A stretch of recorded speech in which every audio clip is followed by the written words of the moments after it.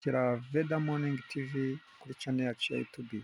So, uyu munsi rero tugiye kubagezaho amakuru. APR iri buze guhura n'ikipe ya Kiyovu Sport kuri stade Amahoro i Remera. Ni umukino uri buze kubanzirizwa n'umukino wa Rupopo ndetse na Al Hilal, aho Al Hilal iri bwakiremo Rupopo yo muri Congo. Umupira uri buze gutangira saa 9. Gura tike yawe, kuko nugura tike yo kujya kureba umukino wa Al Hilal, urabasha kureba n'umukino wa APR uri buze guhuramo na Kiyovu saa 1 zuzuye z'umugoroba.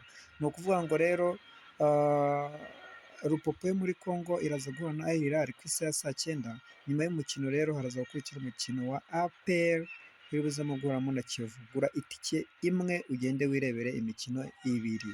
Urumva ko rero ibintu byashyizwe ku rundi rwego kugira ngo Al Hilal ibone abafana, kugira ngo dushyigikire ikipe yacu, ikipe y'Abanyarwanda, ikipe ikina mu Rwanda, akaba ari ikipe yaturutse muri Sudani, ikaba yaraje gukina mu Rwanda, ikaba yarabaye ikipe y'Abanyarwanda. Rero mugende muyishyigikire ku isaha saa 9.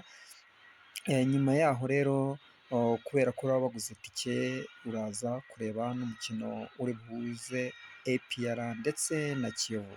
So rero murakoze gukomeza gukurikira Veda Morning TV, mukore subscribe, mutange inkunga yanyu mukora subscribe.